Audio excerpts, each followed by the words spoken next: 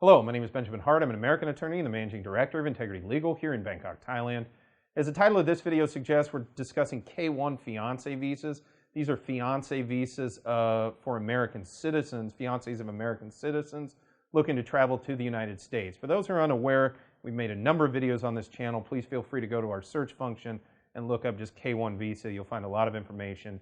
But long story short, and the reason for this video, there are a number of things that have to occur after one arrives in K-1 status if one wants to keep their fiancé in status in the United States.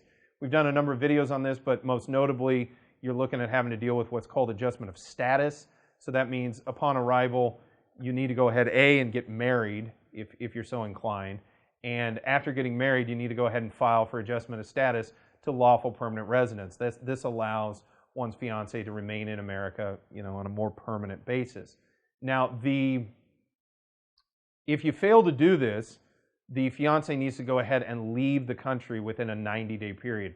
If they overstay the visa, that's a real problem because you can end up with overstay, a bar to returning, and that can be a legal ground of inadmissibility to getting a visa in the future.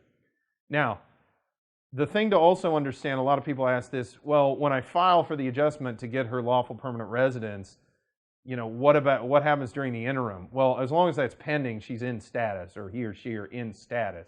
But the visa is still pending. You're still pending the process.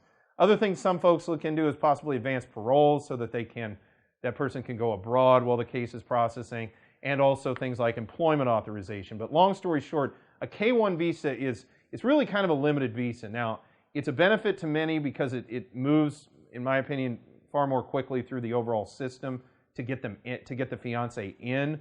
But on the back end, you've got to deal with all this stuff in order to regularize and make that status more permanent.